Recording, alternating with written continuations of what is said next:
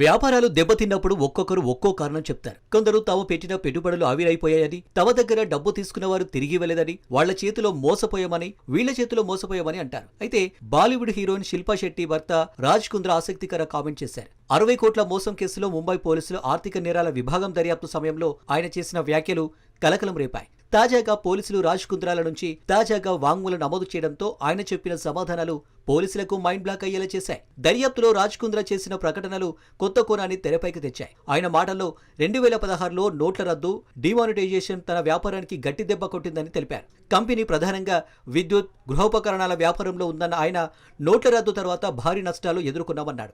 ఆర్థిక సంక్షోభం వల్ల అప్పులు తీర్చలేకపోయామని కుంద్రా వాంగ్మూలంలో పేర్కొన్నాడు. ఇది రాజ్ కుంద్రా వాంగ్మూలం నమోదు చేయడం రెండోసారి. అధికారులు ఆయనను మరోసారి రాబోయే వారాల్లో సమన్లు జారీ చేయనున్నట్లు తెలిపారు. ఈ వ్యవహారంలో శిల్పా శెట్టిని కూడా అధికారులు దాదాపు 4 గంటల పాటు విచారించారు. వ్యాపారవేత్త దీపక్ కొఠారి చేసిన ఫిర్యాదు ఆధారంగా కేసు విచారణ సాగుతుంది. 2015 నుండి 2023 వరకు శిల్పా కుంద్రా దంపతులు తనను 60 కోట్లకు పైగా మోసం చేశారని ఆయన పేర్కొన్నారు. వ్యాపార విస్తరణ పేరుతో తీసుకున్న డబ్బును వ్యక్తిగత ఖర్చులకు వాడారని ఆయన ఫిర్యాదులో వివరించాడు. కుంద్రా కంపెనీ ఖాతాల నుండి నిధులను నేరుగా శిల్పా శెట్టి, బిపాసా బసు, నేహా దూపియా వంటి నటీమణుల ఖాతాలకు బదిలీ చేసినట్లు దర్యాప్తులో తేలింది. ఏక్తా కపూర్, బాలాజీ ఎంటర్టైన్మెంట్ కు సంబంధించిన లావాదేవీలు రికార్డులో కనిపించాయి. అధికారులు తెలిపిన ప్రకారం రాజ్ కుంద్రా విచారణలో అనేక కీలక ప్రశ్నలకు సమాధానం ఇవ్వకుండా మౌనంగా ఉన్నాడు. దీంతో కేసును మరింత క్షుణ్ణంగా విచారించాలని అధికారులు నిర్ణయించారు. ఇటీవల బాంబే హైకోర్టు శిల్పా కుంద్రాలకు విదేశీ ప్రయాణ అనుమతి నిరాకరించింది. శిల్పా తరపు న్యాయవాది ఆమెకు కొలంబోలో జరిగే యూట్యూబ్ షోకు హాజరు కావాల్సిన